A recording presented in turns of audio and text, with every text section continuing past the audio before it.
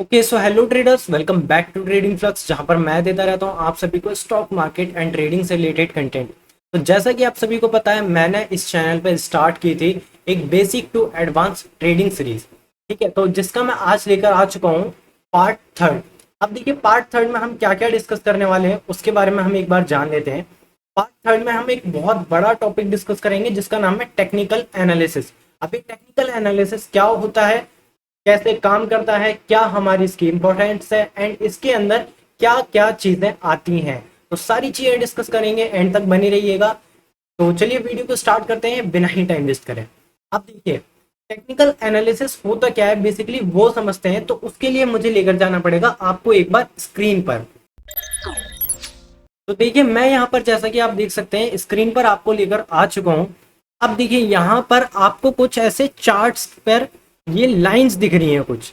अब ये लाइंस का मतलब क्या है, ये जो आपको ब्लू लाइन दिख रही है, ये ग्रीन लाइन दिख रही है। अब जैसे आप अभी बिगनर ट्रेडर हैं तो आपके लिए ये थोड़ा सा ग्रीन और रेड में समझना ज़्यादा अच्छा होगा। तो जस्ट वेट अ 1 मिनट, मैं इसे ग्रीन एंड रेड में कन्वर्ट कर देता हूँ। तो इसको हम पहले सेटिंग्स में जाकर body green and red, green and red, और ये विक्स भी ग्रीन एंड रेड।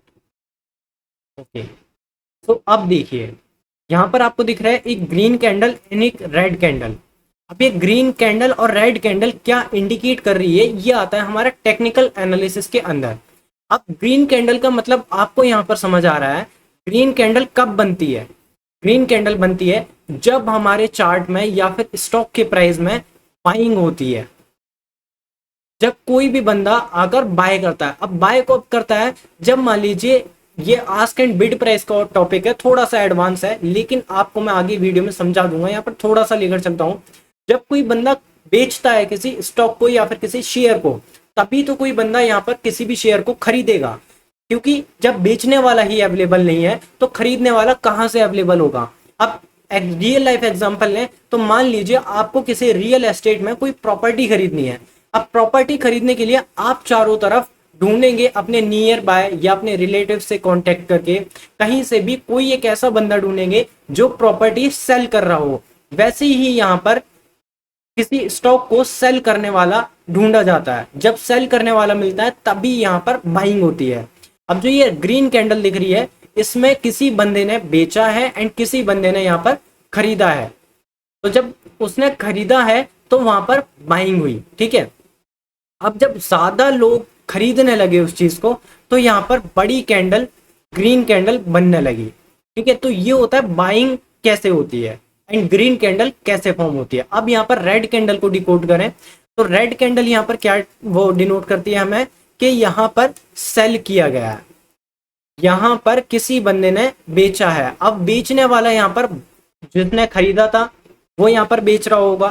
ठीक है, जिसने मान लीजिए पहले जिसने खरीदा था वो यहाँ पर बेच रहा है, तो ये एक नए बायर के लिए अपॉर्चुनिटी है इस स्टॉक को खरीदने की।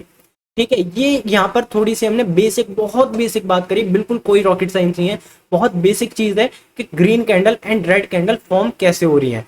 बेसिकली रेड कैंडल इंडिकेट करती है कि मार्केट में सेलिंग हो रही है एंड ग्रीन कैंडल इंडिकेट करती है कि मार्केट में बाइंग हो रही है। ठीक है, अब यहाँ पर टेक्निकल एनालिसिस में बहुत सारी चीजें होती हैं, बहुत बड़ा टॉपिक है, तो हम उसके बारे में जानते हैं।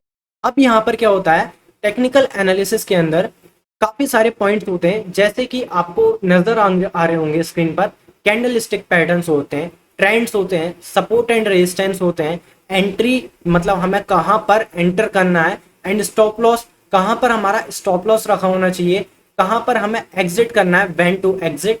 ये सारी चीजें यहाँ पर टेक्निकल्स में डिफाइंड होती हैं। Price action, chart pattern, candle stick pattern वगैरह सारा कुछ। ठीक है, अब देखिए, जब हम टेक्निकल्स को सीखते हैं तो टेक्निकल्स को मास्टर करना क्यों जरूरी है। अब ये जो आपको प्राइस के अंदर मूवमेंट दिखती है, जैसे आपने देखा यहाँ पर जो मैं आपको दिखा रहा था, ये यहाँ से 25,000 का प्राइस चल रहा है अभी।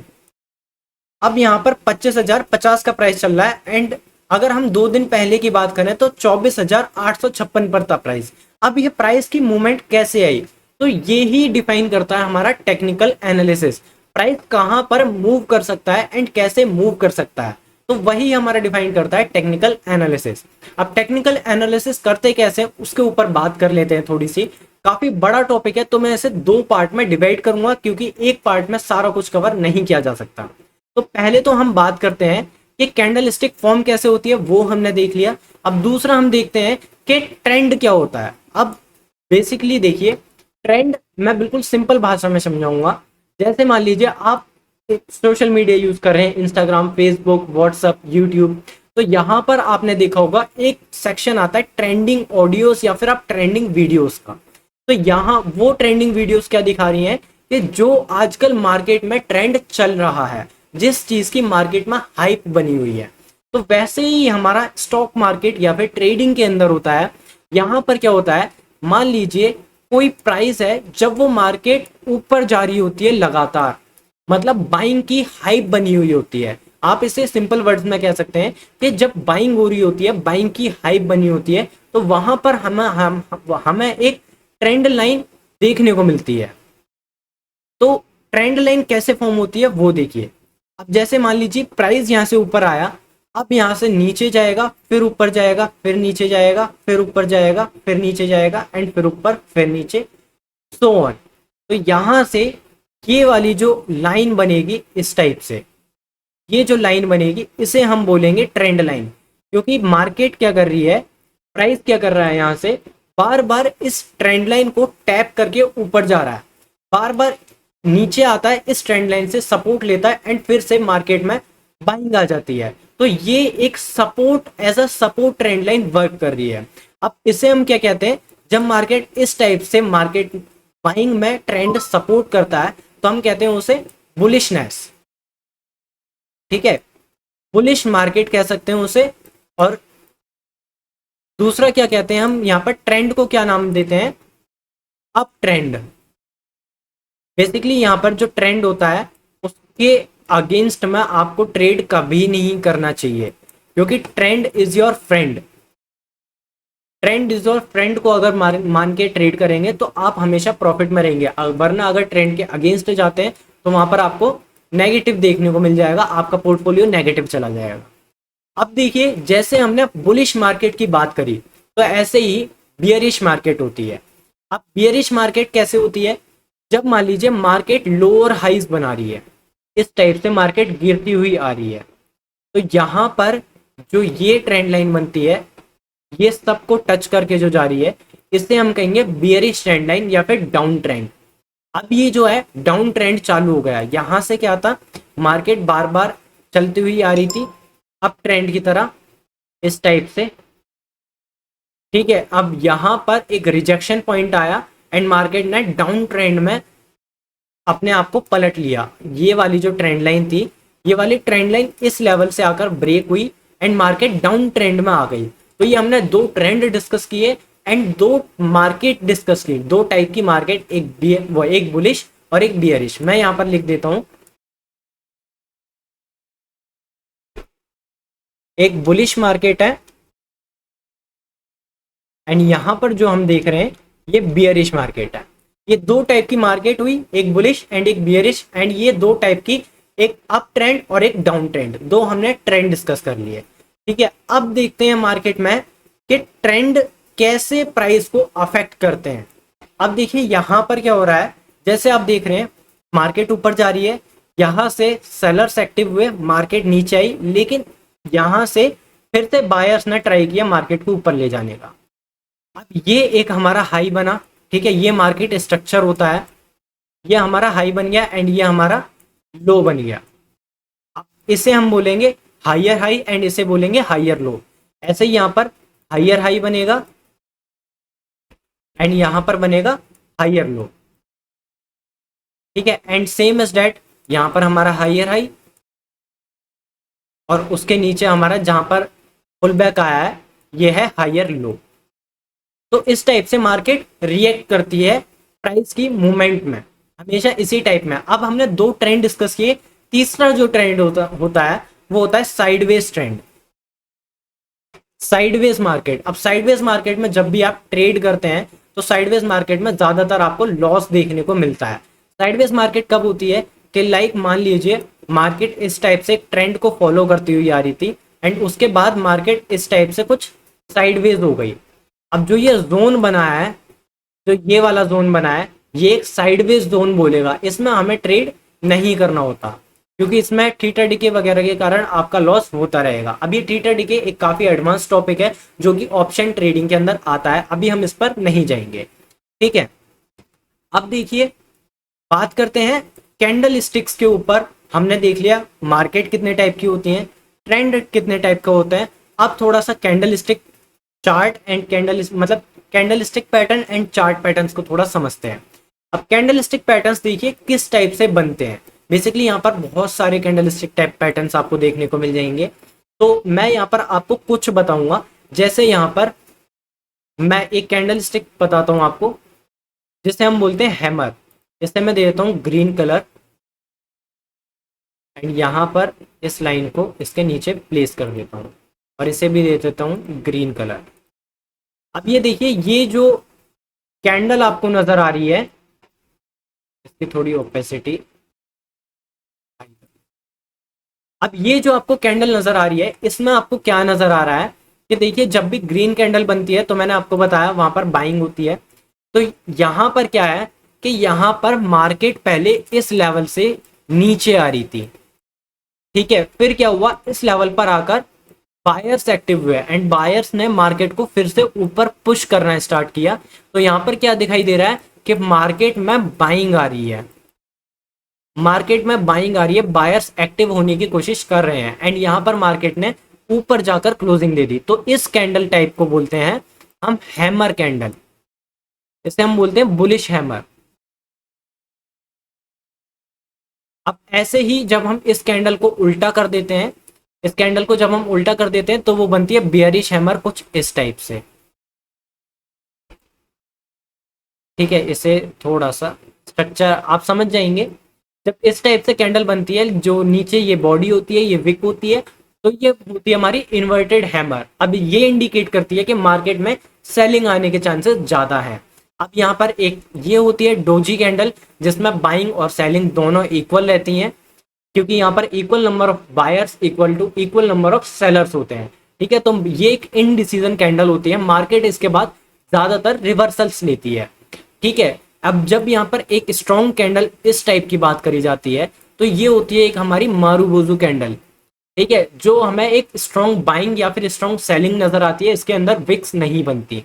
अब देखिए यहाँ पर मैं बॉडी कैंडल के बारे में आपको थोड़ा समझा देता हूँ कि कैंडल कैसे होती है। अब जैसे मैंने यहाँ पर आपको बताया, जो ये आपको कैंडल के अंदर, इस कैंडल में मैं बात करता हूँ, जो ये कैंडल आपको नजर आ रही है, इस कैंडल में जो ये रेड पार्ट है, जो ये रेड पार्ट आपको फिल्ड दिखाई दे रहा है, इसे हम बोलते हैं बॉडी, ठीक है, इसे हम बोलेंगे बॉडी। एंड जो ये ऊपर की है इसे हम बोलते हैं विक, ठीक है, इसे हम बोलेंगे विक। और ये होती है क्लोजिंग प्राइस, ये होती है ओपनिंग प्राइस। इसे हम बोलते हैं कैंडल का हाई, मतलब ये तो वो रेड कैंडल है तो इसे हम बोलेंगे कैंडल का हाई, इसे बोलेंगे लो, ठीक है। तो इस टाइप से ये कैंडल्स होती हैं। अब मैं थोड़ा थोड़ा जल्दी बता रहा हूँ ताकि वीडियो ज्यादा लंबी ना हो, लेकिन बहुत आसान है, कोई भी 6th क्लास का बच्चा भी इस चीज को समझ लेगा।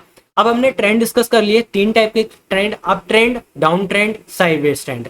मार्केट डिस्कस कर लिए, 2 टाइप की मार्केट होती है, bullish market and bearish market. जब बुलिश होती है तो उसमें बाइंग आती है, बियरिश होती है तो उसमें सेलिंग आती है।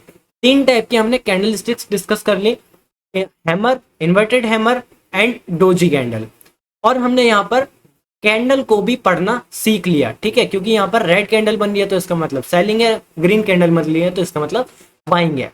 अब हमने ये 4-5 चीजें ऐसे डिस्कस कर ली। अब इसके बाद हम क्या करेंगे, इसके बाद हम बात करते हैं चार्ट पैटर्न्स के बारे में। अब चार्ट पैटर्न अगर आपको नजर आए तो चार्ट पैटर्न यहाँ पर काफी सारे टाइप के होते हैं। आप बेसिकली गूगल पर या यूट्यूब पर कहीं पर जाकर देखेंगे तो बहुत सारे चार्ट पैटर्न होते हैं आपको, लेकिन सबको याद करने की जरूरत नहीं है। यहाँ पर मैं आपको बहुत इंपॉर्टेंट से 4-5 चार्ट पैटर्न बता देता हूँ। जैसे कि देखिए, एक ये होता है इन्वर्ट वो हेड एंड शोल्डर पैटर्न। जब ये हेड एंड शोल्डर पैटर्न बनता है तो यहाँ से मार्केट डाउन साइड में जाने के चांसेस होते हैं, क्योंकि यहाँ से बायर्स ट्राई कर रहे हैं, मार्केट ऊपर आई, फिर यहाँ से पुल बैक लिया, फिर ऊपर आई, अब यहाँ से रिवर्सल हो रहा है। रिवर्सल होने के बाद मार्केट ने क्या किया, ये एक लोअर हाई बनाया एंड अब मार्केट ने यहाँ से जब ये अपने नेक लाइन, ये इसकी नेक लाइन होती है, ये इसका फर्स्ट शोल्डर, ये इसका हेड है, ये इसका सेकंड शोल्डर है। अब यहाँ से ये नेक लाइन होती है, नेक लाइन का ब्रेकडाउन आया एंड ये इसका लो होता है। जब यहाँ से ब्रेकडाउन आता है तो हम अपनी एंट्री बना सकते हैं डाउन साइड के लिए, ठीक है। तो ये एक टाइप का हेड एंड शोल्डर पैटर्न होता है एंड इसी का उल्टा होता है inverted head and shoulder pattern, जो इस टाइप से बनता है, ठीक है। तो ये इसकी नेकलाइन होती है एंड ये बुलिश मार्केट में यूज होता है। बुलिश मार्केट जब ये बनता है तो मार्केट बुलिश हो जाती है। ये इसका शोल्डर, ये इसका शोल्डर एंड ये इसका हेड है। तो ये हमने दो टाइप के चार्ट पैटर्न डिस्कस कर लिए। अब दूसरा चार्ट पैटर्न अगर देखें तो ये होता है एक हमारा, जैसे मान लीजिए मार्केट इस टाइप से चलती हुई आ रही है, ठीक है। अब यहाँ पर क्या किया था मार्केट ने, मार्केट यहाँ से कुछ ऐसे ऐसे ऐसे ऐसे साइडवेज हुई थी, फिर यहाँ से मार्केट ने ड्रॉप लिया, अब मार्केट फिर से यहाँ पर चलती हुई आ रही है। तो यहाँ पर जो ये लाइन बनेगी, ये बनेगी हमारी resistance, as a resistance act करेगी। और यहाँ से जो ये लाइन आ रही है, ये लाइन आ रही है हमारी ट्रेंड लाइन। तो ये जो इस टाइप का पैटर्न बनता है, ये बोलता है हमारा असेंडिंग ट्रायंगल पैटर्न। इस टाइप से ये जो पैटर्न होता है, ये होता है हमारा असेंडिंग ट्रायंगल पैटर्न। अगर मार्केट इसका ब्रेकडाउन डाउन साइड में देती है तो मार्केट नीचे जाती है एंड अप साइड में देती है तो मार्केट ऊपर जाती है। अब यहाँ पर हम बात करते हैं सपोर्ट एंड रेजिस्टेंस के बारे में। सपोर्ट एंड रेजिस्टेंस बेसिकली क्या होते हैं, देखिए, जब सपोर्ट का मतलब है कि आप मान लीजिए, अगर यहाँ पर एक एग्जाम्पल के साथ समझाता हूँ, तो मान लीजिए आप अपनी लाइफ में ग्रोथ कर रहे हैं, ठीक है। अब ग्रोथ करने के लिए ऐसा तो है नहीं आप अकेले ग्रोथ कर रहे हैं, आपके पीछे किसी ना किसी का हाथ जरूर होता है। यहाँ पर कोई आपका फैमिली मेंबर हो सकता है, जैसे माँ बाप हैं, भाई बहन हैं, पेरेंट्स हैं, गार्जियंस हैं, तो कोई भी हो सकता है, वन ऑफ देम, ठीक है। अब यहाँ पर वो बंदा आपको कोई भी सपोर्ट करता है तो आप ग्रो कर रहे हैं अपनी लाइफ में, आप खुद भी मेहनत कर रहे हैं एंड प्लस आपको पीछे से भी सपोर्ट मिल रहा है, तो आप अपनी लाइफ में काफी ज्यादा ग्रो करते जा रहे हैं। ऐसे ही मार्केट में जब प्राइस ऊपर जाने की कोशिश करता है एंड यहाँ से जल्दी से ड्रॉप हुआ, तो यहाँ पर क्या था, यहाँ पर एक सपोर्ट बना हुआ था पिछले प्राइस का। जो पिछला प्राइस था वो यहाँ पर नए प्राइस को सपोर्ट कर रहा है। वो यहाँ पर, जैसे यहाँ पर मार्केट पहले यहाँ पर आई थी, यहाँ से मार्केट ने बाइंग एक्टिव हुई, यहाँ से बाइंग आ गई। अब यहाँ पर डाउन में मार्केट आई तो यहाँ से जो पिछला प्राइस था वो इसे मार्केट को सपोर्ट करना चाह रहा है, तो जब सपोर्ट करता है तो मार्केट बाइंग में जाती है, क्योंकि सपोर्ट पर हमेशा बायर्स एक्टिव रहते हैं, बायर्स यहाँ पर सपोर्ट पर बैठे रहते हैं, ठीक है। अब यहाँ पर रेजिस्टेंस की बात करें तो रेजिस्टेंस क्या होता है, रेजिस्टेंस एक ऐसी चीज होती है, जैसे कि मान लीजिए आप कोई सी दीवार को तोड़ रहे हैं, कोई दीवार है आपके सामने, अब उसे आप तोड़ना चाह रहे हैं, तो आप क्या करेंगे, हैमर का यूज करेंगे, बार बार उसे तोड़ेंगे हथौड़े के साथ। अब कभी ना कभी तो वो दीवार टूटेगी, लेकिन वो क्या कर रही है, आपके सामने आ रही है, आपको आगे जाने से रोक रही है, ठीक है।